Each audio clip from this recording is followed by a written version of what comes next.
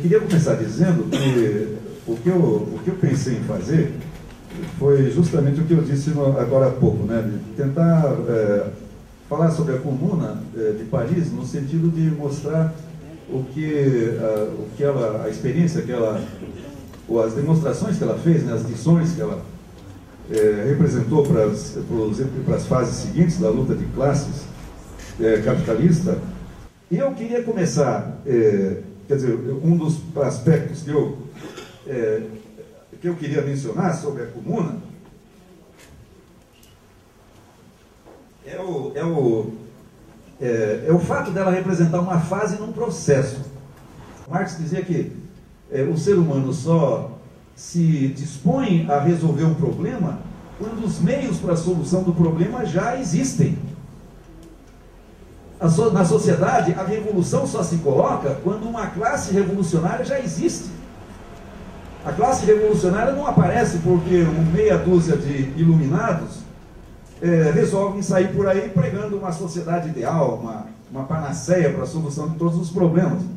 A revolução surge como consequência do surgimento de condições que fazem aparecer uma classe que tem contradições cada vez mais inconciliáveis com a classe proprietária vigente, e esse negócio explode numa revolução. Pois bem, a Comuna de Paris foi um capítulo desse processo. E vejam como o processo é interessante, né? No início do século XIX, as primeiras reações do proletariado, começando a se diferenciar da classe capitalista, foi a de formar cooperativas, por exemplo. A Comuna de Paris, ela teve um papel fantástico.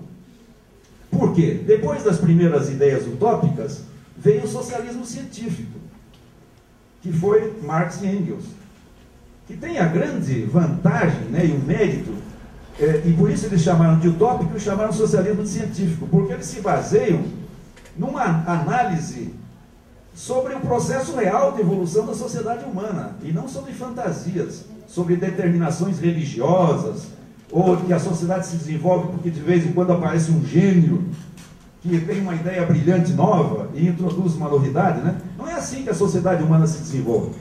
Ela se desenvolve pela obra dos milhões, no dia a dia das suas atividades.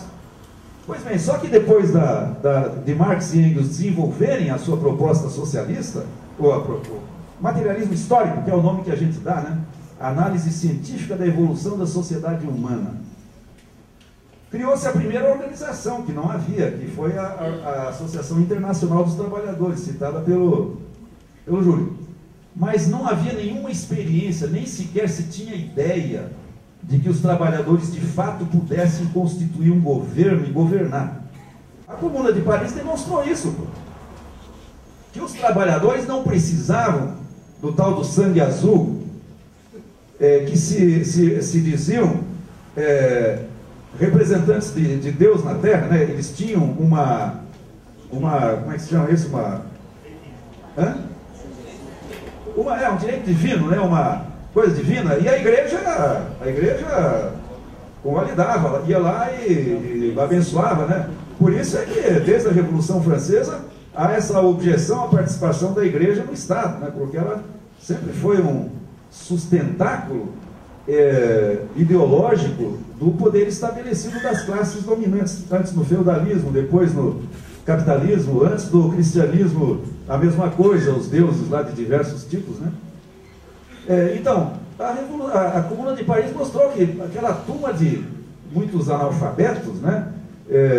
Enfim, gente pobre, trabalhadores que a burguesia, e principalmente, inclusive também a aristocracia, simplesmente desprezavam, né? Que eles eram capazes de dirigir uma cidade do tamanho de Paris. Isso era uma afronta, né? Mas foi ao mesmo tempo para o movimento de trabalhadores, especialmente para o movimento revolucionário, pelo socialismo, um passo fantástico na direção de demonstrar pela primeira vez a possibilidade, já não mais teórica, né, antevista apenas nas ideias pelo Marx, o Engels e os demais, mas demonstrado na prática. A Comuna de Paris não foi especificamente socialista. Ela foi operária. ela foi operária, mas não foi especificamente socialista. Ela só teve realmente de socialista aquela decisão de expropriar as empresas abandonadas pelos seus proprietários e entregá-las para a administração dos seus trabalhadores. Mas também, venha cá, né? A comuna, teve 2 meses e meio, 2 meses e meio, né? A maior parte do tempo se defendendo daquela canalhada lá de Versalhes, né? Então, sob pressão todo o tempo, né? Inclusive com combates acontecendo em torno de Paris, e eles já estavam cercados pelas tropas alemãs fazia 5 meses, desde 2 de setembro, quando as tropas francesas foram derrotadas e o próprio imperadorzinho lá, o Napoleão III, foi feito prisioneiro. E então as tropas alemãs cercaram Paris. E o governo que se estabeleceu lá, esse chamado governo republicano, chamou-se Governo de Defesa Nacional, eles estavam negociando pelas costas dos parisienses com os alemães. Porque isso é uma outra coisa importante. Esse governo burguês e aristocrático republicano em Paris é como aqui a Nova República, né? Acabou a ditadura, mas quem assumiu a presidência acabou sendo o cara que até 6 meses antes era presidente do principal partido apoiador da ditadura, que foi o Sarney, que até hoje é um manda-chuva, como toda aquela turma da ditadura está aí ainda, né? Então a primeira fase de uma transição revolucionária, a gente vê na história, é o poder ser assumido por uma dissidência do regime derrubado. Os caras republicanos lá, eles estavam se sentindo, no dia 4 de setembro, 2 de setembro, foi a derrota do exército francês, né? O imperadorzinho lá preso. No dia 4, o povo de Paris, quer dizer, operários, pequena burguesia, né, pequenos lojistas, a turma toda, artesãos, eles forçaram a proclamação da República. Foram eles que forçaram. E começou um jogo de pressões entre esse governo republicano, fazendo um jogo pelas coisas, e o povão de Paris. E esse governo republicano chamado, mas era o governo da burguesia, ele estava consciente de que se as coisas continuassem daquele modo, o povão de Paris ia tomar o poder mesmo deles, né? Então eles fizeram um jogo duplo, e o Marx se refere a isso inclusive, né? Depois que o proletariado já aparece em cena disputando o poder, a burguesia já não pode mais fazer muitas mudanças, porque ela já tem medo. Então esse governo revolucionário fez isso, republicano, perdão, ele ficou pelas costas negociando com os alemães. E depois, no fim das contas, o que de fato havia em torno de Paris era a metade cercada pelos alemães e a metade cercada pelas tropas do governo republicano que fugiu para Versalhes. E essa foi uma das grandes lições que a Comuna deu posteriormente. O inimigo tem que ser esmagado, aniquilado, não pode ter piedade. Se eles tivessem impedido que a turma do governo republicano fugisse de Paris, inclusive as tropas, a turma da Comuna era tão democrática que foi lá até abrir os portões, porque Paris tinha portões, né, como tem até hoje, só que hoje tem só os restos lá, né, e tal, né, já não tem mais sentido, mas tinha portões. Abriram os portões para eles irem embora com as tropas, imagine. Quer dizer, o que os bolcheviques, por exemplo, aprenderam é que quando se toma o poder, toma-se de fato. Esmaga-se o inimigo. Porque não é uma simples, por exemplo, desapropriar a burguesia, né? Expropriar e coletivizar os meios de produção. A burguesia continua aí, continua com um tremendo poder político, influência sobre as massas. E aproveita-se dessa experiência para recuperar o poder. E quando recupera, faz o que fez a Comuna de Paris. Faz assassinatos em massa que a gente vê a todo momento aí. Né? Aqui na América Latina, o que fez a ditadura no Brasil, o que fez no Chile, o que fez na Argentina, né? o que fez em todos esses lugares. Se a gente quer aprender ou quer tomar e exercer o poder, a gente tem que olhar para essa gente. O que essa gente faz quando tomou o poder? Ela erradica os adversários, erradica os inimigos. E essa foi uma grande lição que os bolcheviques tomaram da ditadura. Uma segunda lição que eu fiz um artiguinho que me pediram aí para um textinho sobre o que eu ia dizer, é sobre a questão agrária. O pessoal da comuna não se preocupou muito em estender os seus tentáculos para o interior da França. Então lá, logo depois da instalação da comuna, no dia 18 de março, em diversas cidades da França, se instalaram comunas. Tiveram vida efêmera, mas também a comuna não se preocupou muito com eles. Sabe por quê? Porque, de certo modo, eles tinham uma visão municipalista. Né? Eles estavam em Paris. Eles eram a comuna de Paris. Dizem, inclusive, que é por isso que eles não pensaram em tomar o Banco da França. Porque a França era da França, não era de Paris. Né? E o problema do Banco da França não era só do ouro lá. O ouro é dinheiro, etc., participa do sistema monetário, mas o Banco Central do país tem todos os documentos importantes e comprometedores de toda a burguesia, pô. E em vez de eles tomarem aquele negócio, né, e ocuparem, né, eles não fizeram isso. O Lizagaray, que é um autor, é um cara que participou da comuna, e ele tem um livro sobre a comuna, né, e tal, ele diz lá, pô, ele dá um valor, eu não lembro mais quanto, que a comuna destinou um valor pequenininho para apoio às comunas que se instalaram no exterior. Bom, isso é uma lição que deu na chamada Aliança Operária Camponesa dos bolcheviques. E a gente vê nos textos do Marx, do Engels, do Lenin, do Kautsky, de todo mundo lá, que naquela época o proletariado era minoria nas populações dos países. A maioria era camponês. Mas não é camponês assim, camponês bem de vida. Eram, em geral, já semi-assalariados, né? Um semi-proletariado rural. A Aliança Operária Camponesa, na Rússia era pior, né? 70% da população na Rússia, no tempo da Revolução, era camponês. Mas, não era propriamente mujique, não, porque a maioria era semi-assalariado, já semi-proletarizado. Então a Aliança Operária Camponesa era indispensável para constituir uma força revolucionária que envolvesse a maioria da população, e não uma minoria, porque uma minoria jamais tomaria o poder. Por exemplo, o proletariado estava principalmente na cidade. Então era como Paris. Paris ficou cercado na cidade. Pô. Tivesse conseguido estabelecer alianças, né, em outros pontos do interior da França, teria podido, talvez, resistir, quem sabe, né?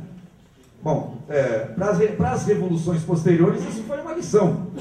A questão agrária vem do alemão Agrarfrage. Quer dizer, o problema agrário, qual era o problema agrário?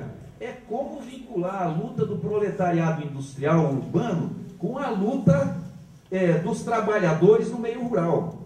E no meio rural tinha na época uma maioria de campesinato semi-proletarizado. Campesinato semi-proletarizado. E foi essa maioria essa aliança que tornou possível a vitória e a consolidação da Revolução Russa. Finalmente, um último ponto, meio provocador. O Engels, quando fez essa avaliação que o Júlio citou, que foi uma introdução longa que ele fez, poucos meses antes de morrer, para uma reedição dessa análise do Marx sobre a Comuna, a Guerra Civil na França, ele disse: as formas de luta adotadas desde a Revolução Francesa até a Comuna já estão ultrapassadas. Ele se referia especialmente à guerra de barricadas, à luta de barricadas.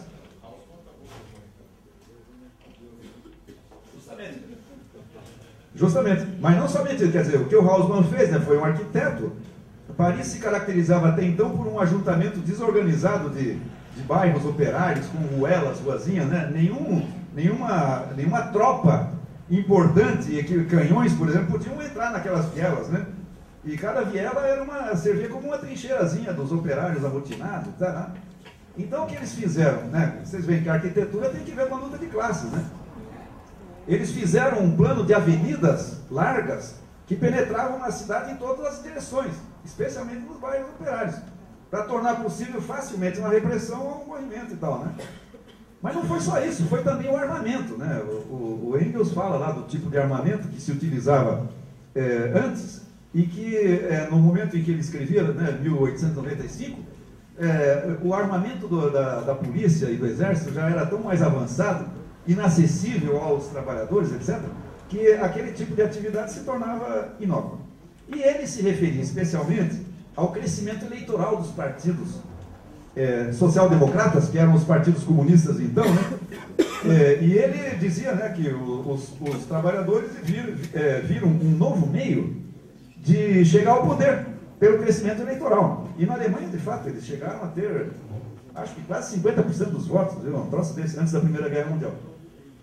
O que o Engels não pôde ver, né, foi, aliás, o negócio da comuna aí, das barricadas, né, a gente vê uma forma de luta dos trabalhadores ser enfrentada por uma reação da burguesia. No caso aí, construir aquelas estradas e etc., aquela coisa toda, né? O crescimento eleitoral dos partidos social-democratas, o Lenin não teve tempo de ver a reação da burguesia. O Engels, perdão. O Lenin viu. O Engels não viu. Que foi a gradual absorção desses partidos pelo sistema, acabando por se tornar partidos meramente oportunistas, etc. Isso aconteceu ao longo de todo o século XX.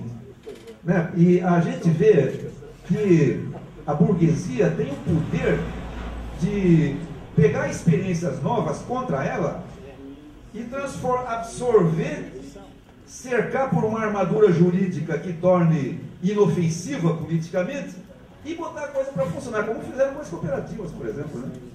As primeiras cooperativas lá eram cooperativas de trabalhadores, inclusive inspirados nos socialistas utópicos, principalmente no Fourier e no Saint-Simon.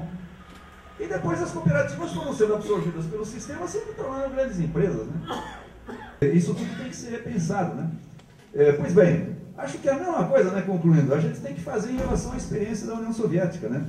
Riquíssima, a gente não pode se deixar levar pelo infantilismo de, desconsiderar o heroísmo daquela gente, só porque alguns eventualmente cometeram erros, né? Porque as obras os resultados que obtiveram faz parte do acúmulo de experiência do proletariado mundial. E é indispensável para uma nova investida que, sem dúvida, vai vir. Porque é uma lei da história, né? O capitalismo, como todo modo de produção, ele produz o seu próprio fim, sem que... né? Obviamente que... alguém pode levar isso a dizer como antigamente, né? Não, já que o socialismo é inevitável, vamos ficar em casa, um dia a gente acorda e está aí o socialismo, né? Não é assim, né? É inevitável porque o desenvolvimento das contradições da sociedade faz desenvolver a luta de classes, né? Faz desenvolver um polo oposto ao poder vigente e faz com que esse polo dispute o poder. Né? E, obviamente, que precisa do talento, da disposição e da dedicação daqueles que fazem parte desse polo, né? E é uma coisa muito difícil juntar hoje essas forças todas e levar a um assalto do céu novamente, né? Mas sem dúvida vai vir, né? Porque as contradições, do Júlio há pouco, né? O capitalismo é de crise em crise, crise em crise. Eu me lembro de um texto que, quando teve essa crise de 2008, dos anos 30, lá dos comunistas ingleses, eles diziam num texto lá: o capitalismo vai rastejar, se arrastar de crise em crise, até que o proletariado resolva depô-lo, né? Porque as crises econômicas não propriamente, né, não são necessariamente as causas das revoluções. Aliás, eu tinha um último ponto aí, mostrando que as guerras têm sido os fatores que criam condições para as revoluções, né? Então, a comuna, as condições foram criadas pela guerra dos franceses contra os alemães. A Revolução Russa de 1905, que foi essencial para a vitória de 17, foi criada pela derrota da Rússia na guerra contra o Japão em 1905. A Revolução Russa as condições foram criadas pelo fracasso contínuo das tropas da Rússia na Primeira Guerra Mundial. E a Revolução Russa foi seguida por revoluções infelizmente derrotadas, da Alemanha, da Hungria e de outros países, umas 3 ou 4 revoluções. A Segunda Guerra Mundial criou as condições para a Revolução Chinesa, a Revolução Vietnamita, a Revolução Coreana, para a descolonização no mundo inteiro, etc, etc, né? Então, infelizmente, as crises econômicas não têm criado revoluções. A não ser a Revolução de 1848, que o Marx atribuía à crise econômica de 1847, tal, de fato tem, né? Mas essa de 2008, por exemplo, né, até agora tem grandes explosões aqui e ali, mas, bom, né, a gente nem podia esperar, né? O proletariado hoje em dia não tem uma organização revolucionária com um projeto, uma organização monolítica, bem estruturada, capilarizada dentro dos trabalhadores, das empresas, nas fábricas, nos bancos, nas fazendas e tudo, né? Como tinha na Revolução de 1917, né? É preciso fazer isso, senão não chegamos lá. Bom, era isso. Muito obrigado e parabéns por esse debate aí.